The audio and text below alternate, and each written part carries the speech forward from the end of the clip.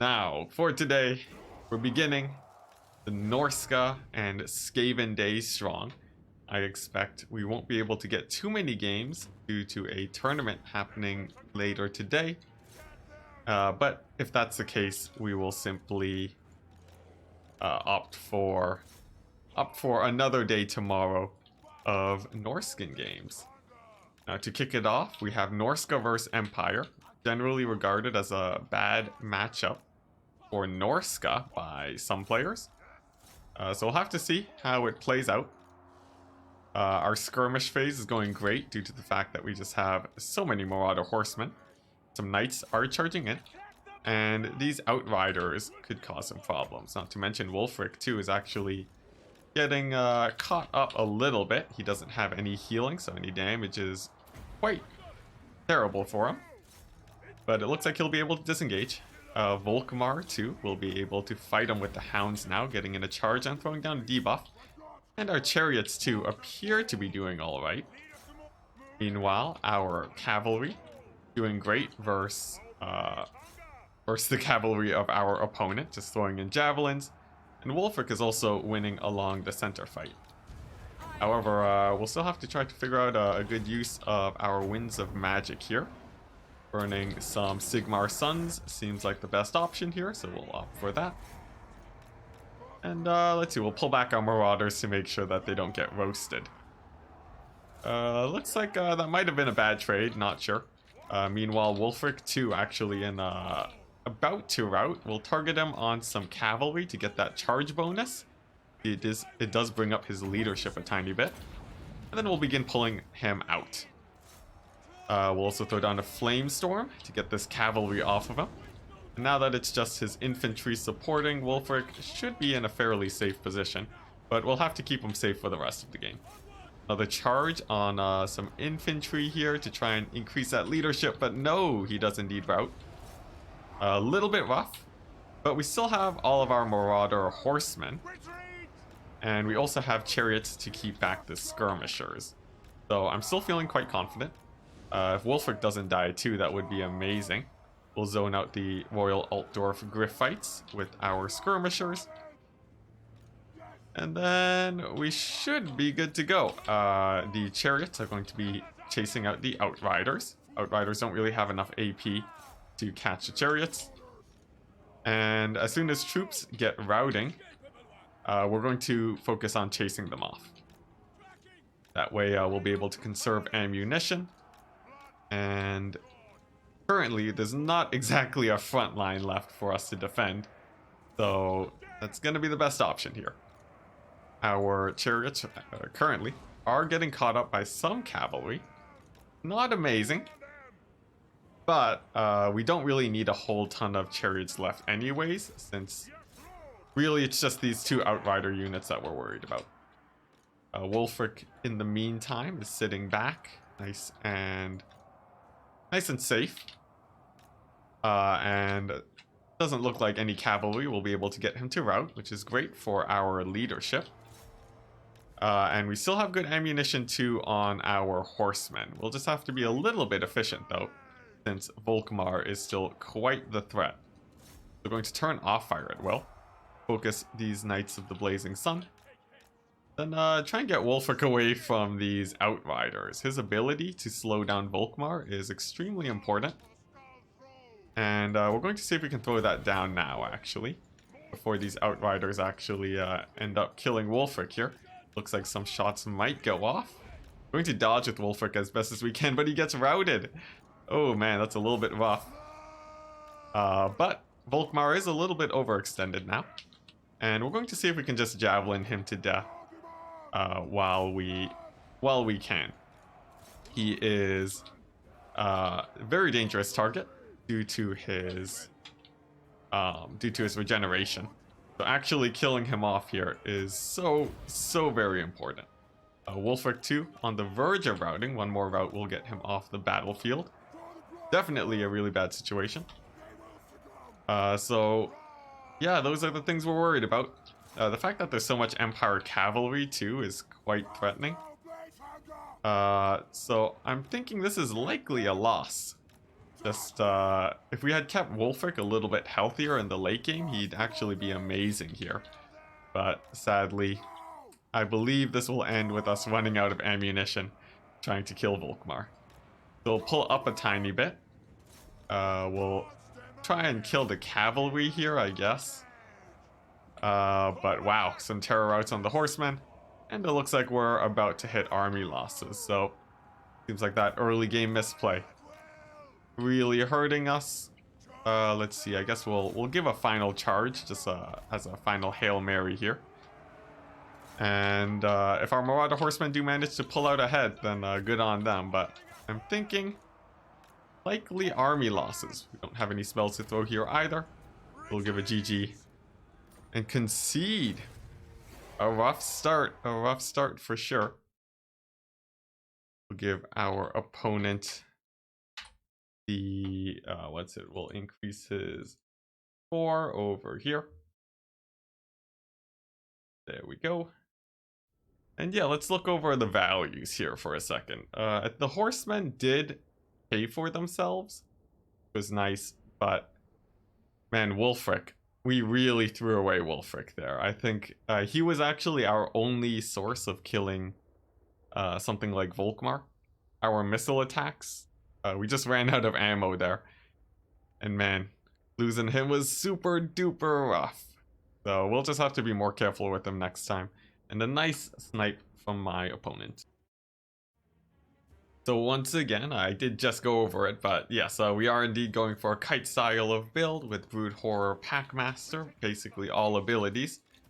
Squolk and an Assassin for a single entity killing power. And a whole ton of skirmishers, some with poison, just to make sure that we can slow down the enemy. He is going for a ranged heavy build. We're good. If he's rushing, it may get a little bit dicey, so we'll have to see. We're overloading this left flank, trying to get some retreats. Oh, we're trying to get some routes along the left-hand side. So we're going to pull back, charge in with the Brood Horrors, and then get a charge in with the Wolf Rats. Going to get them ready to get buffed in case the Wolf Rats do engage. In case they do not, and yeah, it's looking like a heavy kite style of game. There are 2 Brood Horrors for our opponent. It's going to be a big monster match. There's Wolf Rats 2 that we'll have to be a little bit scared of. But if we can just take care of all this infantry here, that would lead to a pretty nice situation. So it's just continuing to kite. And soon we'll be able to collapse in onto these Hell Pit Abominations. Our Wolf Rats will do good for chasing off troops. Our Gutter Runners will be able to take care of the infantry now. Looks like, let's see, Skulk and an Assassin have decided to come in. Going to throw down our debuffs onto them. And then use our Assassin to hunt down Skulk. There we go. So, by having the infantry advantage, we should be able to win that fight. Skulk is taking a whole ton of damage, so is our Assassin though. We can take this time to hunt down some Brood Horrors. We'll buff up the Packmaster and the Brood Horror. Let's see. And then, yeah, they should be able to win the fight against the Hell Pit, I think. But we'll have to see. In the meantime, our rats will be able to run around and continue picking off targets. In fact, they can even snipe out Skulk, maybe. We'll have to see how that goes. We'll only send in 1 Wolf Rat because we definitely don't want Skulk to definitely don't want him to throw down some crazy AoEs onto our troops. And let's see how this goes. We have routed off a lot of the infantry, but our Wolf Rats are on the run now. We do thankfully have Gutter Runners though that are still online, but they're not really shooting at the monsters, which is can definitely be a big problem. A lot of the support though for our opponent is now gone. Our Brood Horrors are doing okay against the Hell Pits, but not amazing. And let's see, it looks like Skulk is also having a little bit of trouble. So we'll pull him away. try and get him to safety, along with continuing to throw down summons, while we send our assassin to snipe out his skulk. Our brood horrors, in the meantime, are winning against the Hell Pit Abomination, which is very good. And oh, that's Snickage. I see. Well, that makes a lot more sense now, doesn't it? So we'll bring in some of those guys, and then we'll see if we can use this Rod of Corruption. Oh, I think we just barely didn't get it. Very unfortunate. But their Snickage is extremely low now. He has debuffs on top of him, and we will be able to snipe him out with the Brood Horrors. So that will be a nice advantage for us. Skulk may even be able to come back too. And yeah, as soon as Deathmaster Snickage is down, then we should be good to go. We still have our Wolf Rats. We've actually engaged advantageously with them, which means that we are going to be having the mobility advantage heading into the late game, especially with the Brood Horrors, which is great versus targets like these Rat Ogres and all the infantry along the fringes. They likely won't be able to come into support, so it's a simple matter of bringing in our Gutter Runners to shoot at the Hell Pit Abomination, while our Lords and Heroes finish everything. While our Lords and Heroes cycle charge them to the best of their abilities. An Assassin is coming in. We'll throw down a Lever on top of him. It should be able to snipe him out. And this Packmaster too should be able to get him terror routed in just a second, especially if we're able to kill Snickage. That would be very optimal, but the Assassin is getting close. He's diving in, but he gets routed just barely in time. Thank goodness for that. So now it's just the major threats of the Hell Pit Abomination. And, yeah, it's really just a Hell Pit Abomination and the Bell. We have our Packmaster at half HP, but healing very rapidly. Our Skirmishers are still actually not at that great ammunition. We'll have to rely a lot on stuff like this Packmaster doing well. The Assassin will be able to do great versus the Plague Priest though. Still bring him in for the big engage. And then we should be good to go. The Brood Horrors are moving in to snipe out the Hell Pit Abomination. And we'll keep Wolf Rats at the ready to chase things off if they get routed. At this point, we don't need a whole ton of Wolf Rats. They're not especially important. And as much as I want to debuff the Screaming Bell, actually it does lower melee attack, so even though we're not actually focusing it with our monsters, it's still a good option to throw it down just to make sure that he doesn't land as many hits. And now that the Hell Pit Abomination is routing, we'll bring in our Brood Horrors to fight the Bell. And from there, we should have a win. So there we go, army losses from our opponent. Whew. GG. The game was definitely a little bit dicey there for a few seconds. The fact that I thought this was Skulk for half the game was pretty terrible. But we figured it out eventually. And then we just had to kill Snickage. Yeah, from there, it's just routing everything off. And having that mobility advantage really was great. Our Skirmishers didn't really do amazing. I think in the future I'll probably cut these guys for more Wolf Rats. Just because if you look at the Wolf Rats, they did quite well. Not only did they rout off a lot of Skaven troops, they also managed to chase them down. That's how they got their damage. As for my monstrous mobility, they did amazing. Since they could take better engagements versus the Hell Pit Abominations, and avoiding a front-on fight was all I really needed to do to make these guys much less useful. So I think that's about it. Yeah, I'll just sub out these Skirmishers next time. So for this match, myself versus Extraordinary Life of Felix. We're playing Bretonia into Bretonia. Chat asked for a mirror matchup, and we do provide. And what we're deciding to go for is a heavy cavalry build. Going to be trying to dodge these trebuchet shots to the best of our abilities. And as they fire, we'll pull back our cavalry. And there we go. It looks like we did manage to dodge that decently well.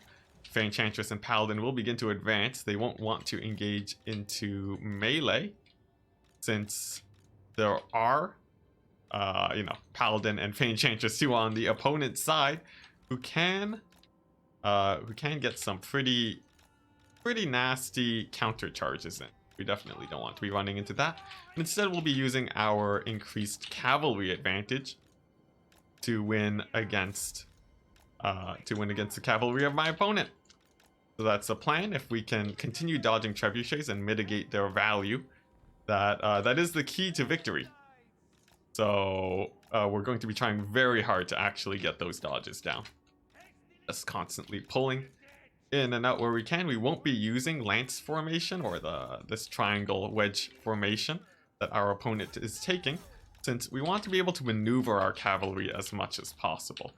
Now as the front line fighting gets underway, we see some cavalry charging my infantry. We'll get ready for a counter charge, and we're setting up for a very heavy flank along the left-hand side. The cavalry here can't exactly get a nice charge on me.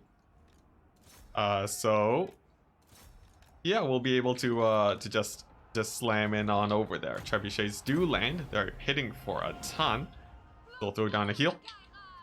And oh dear, it looks like the infantry here, the paladins and the enchantress are engaging, but we have a cavalry advantage, which should be able to carry us out into a victory on that side. Our Grail Knights along the left are having a bit of a rough time.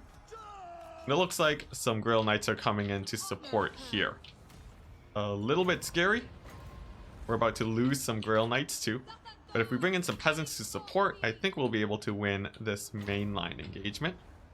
Chalice can be thrown down too. We'll throw it there to get the knights pulled away. And if our paladins can snipe out the Enchantress, I think we'll be good to go. Our cavalry too will be able to countercharge the Grail Knights. And let's see, it looks like the trebuchets are hitting hard, trading fairly well against our cavalry. But look at that, do finally manage to get the Enchantress routed, thanks to that main fight over there. And the cavalry fights appear to be going quite well also. So as long as we can chase her off, she won't be too much of a problem. But wow, my paladin is moving extremely slowly. Could be a problem. He does come back. But from here, it's mostly just collapsing the front lines, winning cavalry engagements, and winning the single entity fight. The Enchantress is now very nearly off the map. Oh, but she does rally. She throws down a heal on top of herself, but the paladin chasing means that she's going to be occupied for a while. Not to mention, we also have a very well secured cavalry advantage now. Our Grail Knights have done amazing.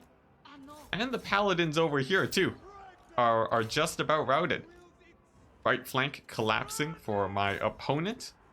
And now we can start thinking about taking out trebuchets. So generally, just a great position all around. Enchantress taking a lot of damage from the paladin. We'll have to throw down a heal. A little bit not optimal there, but still worth it nonetheless. We've routed off one of the paladins too. And if we can keep up this aggressive play and push, once the trebuchets are down, that will be most of the hopes for our opponent shattered, as we should be able to pull out the win. He is, I think he basically has no cav left, and with all of our cavalry units still in the game, we're good to go. I feel like I've said cavalry a million times, but it is Bretonia versus Bretonia, and they are quite important here. So we're successfully chasing off the paladin. The Enchantress does manage to come back, which is showing once again why it's extremely important that you actually finish her off. But in this case, we're ahead enough where we're not too worried anymore. The hero advantage is extremely huge, so even if the trebuchets take out our cav, we're not worried. The Enchantress, we have one of our own that is at much higher HP. So a collapse on the Lord for my opponent, and a rout should be able to do it. Chalice of Potions hits my spears. Only hits a few though, not too worrisome. And we get a win. So there we go. Bretonia versus Bretonia. My opponent went for the Trebuchet route.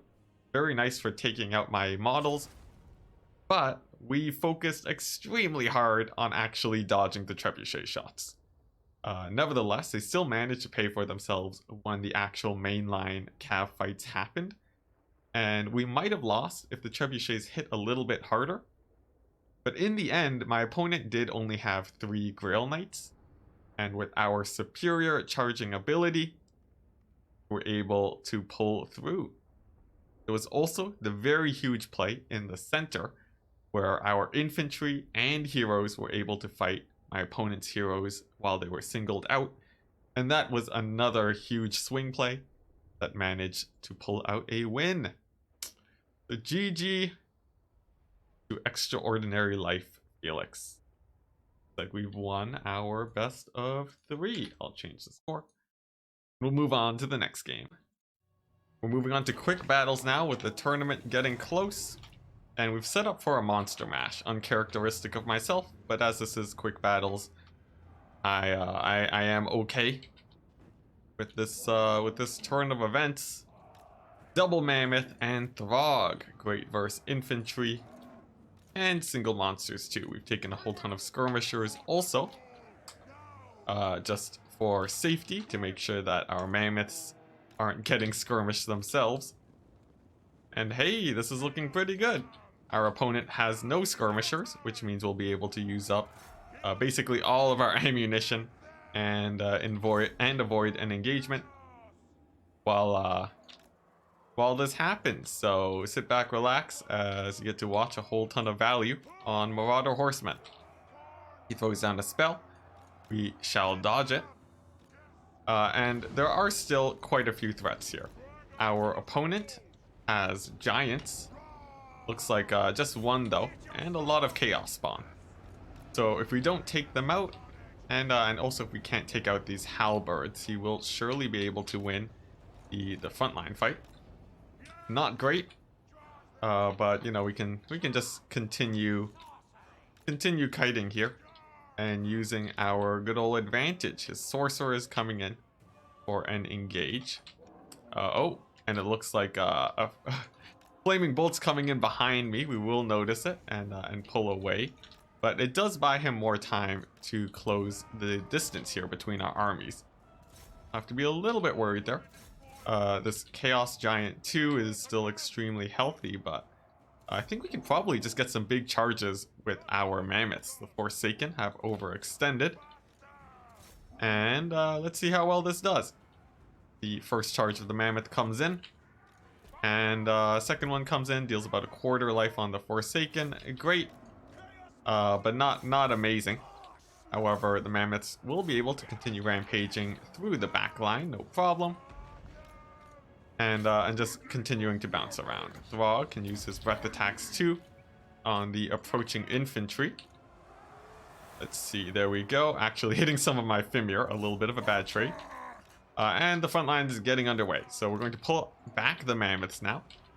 As all of as the halberds are actually coming in, we definitely want to be getting a charge attack. And then we're going to throw down a final transmutation, which should be able to ruin our opponent pretty badly. Throg 2 is doing quite well. And we'll be throwing down our melee attack buffs too. And using our horsemen to actually charge the backs of the Chaos Forces now, since they are on the verge of a mass rout. So we'll be doing that. We'll use Throg to I guess kill the Chaos Sorcerer Lord. And then it should be a pretty nice win. That final transmutation did a lot of damage, didn't it? Yep. 1,300 damage value with a single spell. Absolutely devastating. But it's what happens if you clump up too much. Archaon now. No, Sigvald. Actually getting beaten down by Throg. Spoilers, this is indeed lore friendly. Although I'm sure most of you have heard about that by now. And yeah, it's just winning out the single entity fight. We have so many horsemen now, and there's so few chaos infantry troops that we don't really have to micro anymore. So we can just take it easy and look at chat, I guess. Devolve flashbacks. Yeah, that final transmutation was insane. Sigvald is very hard to kill though, and I guess we will likely want to cycle charge some infantry here, just to make sure that they don't rally. Throg, actually, Ephemera blocks the fireball heading towards Throg. And nice, our double mammoths have indeed carried out the win today. Army losses for chaos, we just have to kill some chaos spawn now. And that's GG. Sick. Nice. So, yeah, it was a monster fight, but really the heroes here were the skirmishers. They paid for themselves greatly, and attacking priority targets that we didn't want to fight in the big bash. Another huge play too was getting the final transmutation. My opponent really couldn't do much to avoid it though. If he left his halberds behind, my mammoths would have been able to cycle charge anyways. I think really instead, his build needed to focus a lot less on infantry and more on monsters and cavalry.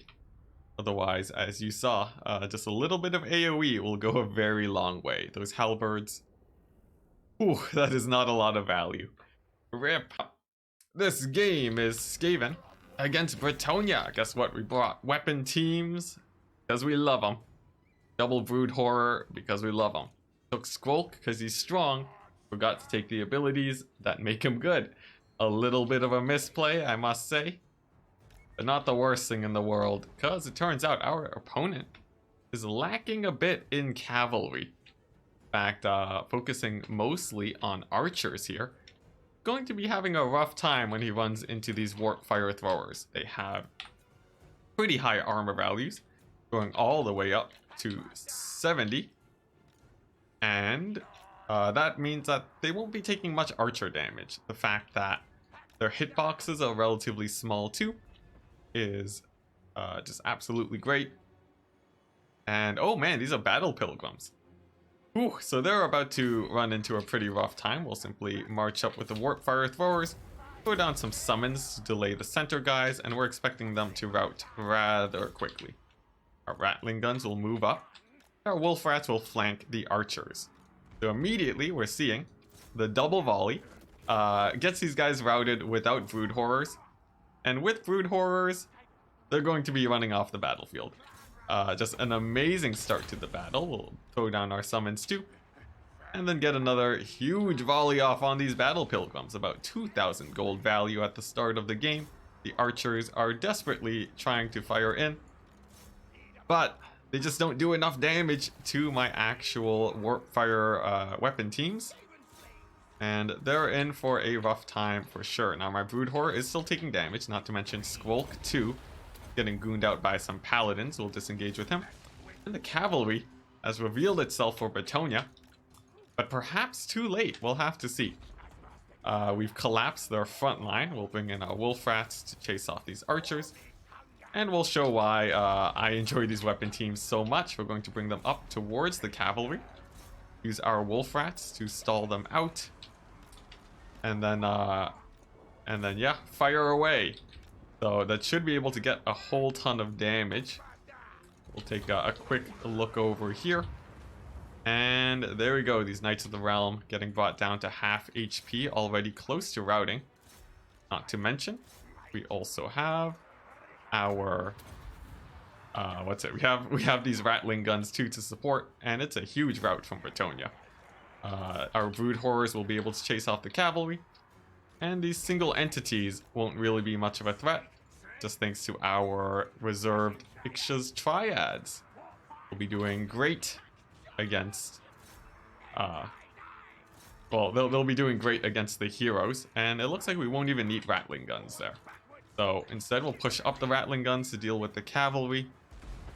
But this game is as good as done for the poor old Bretonia here. Just a little bit of a bad engagement, leading to some very rough times. We're now going to chase off the Fey Enchantress with our single entities. All of these clan rats here, Skaven slaves, we'll be just pinning down these paladins forever. Trebuchets will be hitting. Not a huge loss for us though. If it was a competitive game, I would need to pull back my troops. But we actually managed to rout off the trebuchets just with the warp fire throwers. Very nice for us. We'll continue our slow advance. And we're expecting army losses in just a moment. The Enchantress is now routing. We can continue chasing her off, throwing down buffs onto the Brood Horrors to make sure that they don't take too much damage on the charge. And yeah, we'll be good to go. Warp Fire Throwers will continue advancing. They're doing just fine. And the question is, can we actually kill off these paladins? They have been holding out quite well. So I think we're going to opt for plan B here. Turn our rattling guns towards them. Disengage our infantry, and you can see at point blank range.